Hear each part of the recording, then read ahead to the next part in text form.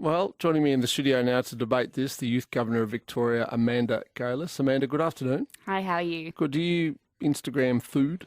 Look, I have been known to Instagram some meals, but Why? it's not the entirety of my profile. What sort of meals?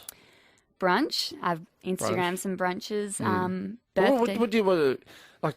If something just looks particularly good, do you feel compelled to whip out your phone, take a photograph, and share it with everybody else? Well, I don't necessarily share everything, but I like to take photos of the food that I eat, especially at specific restaurants, because I think it's a good way to, advise your friends about where to go, what to eat. And I think people relate to photos a lot better than a written review. Well, maybe. See, I was sitting in a cafe a day ago, and it was brunch, and I had my brunch. I guess it was an omelette, and it was very nice. And, and the people next to me got their meals. And rather than, when I'm hungry, you just pick up the cutlery and you get stuck into it. But the first thing they did was take photographs. Post. There we go. Oh, now we'll eat it. And to me, food is for eating, not for looking at. I think that there's been quite a shift in this foodie culture, as was mentioned before. But what is a foodie? I think a foodie is someone who appreciates good food, goes out for meals, and likes to share that with other people. But see, I appreciate good food, and I do sometimes like going out for dinner. Although I would rather stay at home and cook some chops and sausages on the barbecue.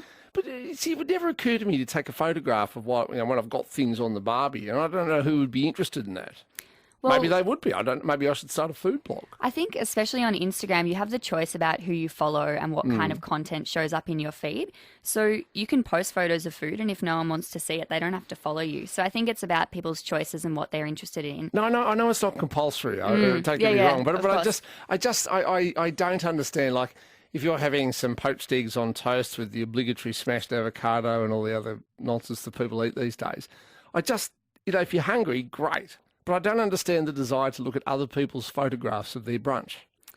I think it's just that review aspect. I think that a lot of people are moving away from looking at what a professional thinks and looking at what the general public thinks about this restaurant or this cafe, and getting advice from people who are more similar to them as opposed to professionals. Right. So if you go somewhere and you think what you have is particularly good, the idea is that you'll share it with the people that follow you on Instagram so that they can also come and partake of the culinary delights at the particular institution.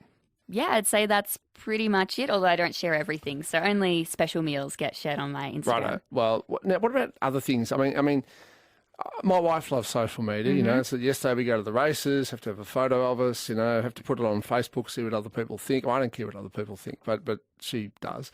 Are there other aspects of your life apart from things you eat in restaurants that you feel compelled to share with the rest of the world? When I'm traveling, I always put photos on Instagram, probably every 2 days, just because then people at home can see what I'm doing. And it's really hard to get back after a 4-month trip and get someone to sit down and show them all of your photos that you've taken. So just selecting 1 or 2 every now and then and sharing them so that your friends can see what you've been up to. So we used to have things like that. It was called slide nights in the old days. And people would come back from a holiday and invite everybody over, and then you'd bore them silly with an hour and a half of, 682 slides of you doing various things.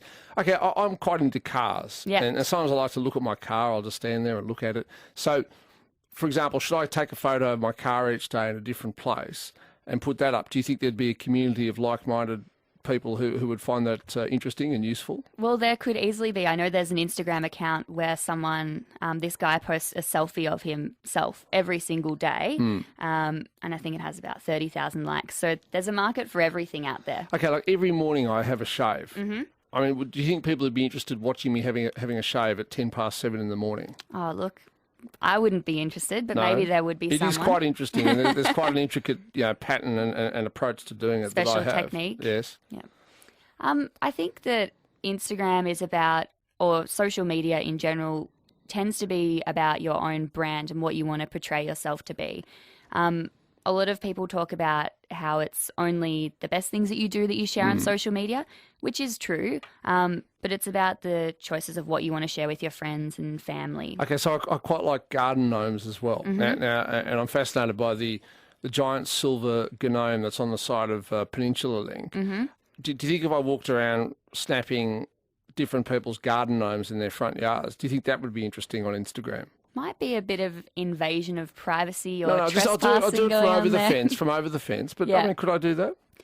Look, I don't know if a lot of people would follow you for that, but I know that there's huge groups of communities that have different Instagram pages. So I ride a bike a lot. I love bikes, love looking at new kits. So I follow a lot of cycling pages. When you say new kits, what do you mean? Cycling outfits, cycling clothes. Well, Lycra. Yep. So it's a good way to look at what's out there, and people share different things, and you can get a lot more from Instagram and Facebook about what's going on as opposed to having to do a lot of research on your own. All right.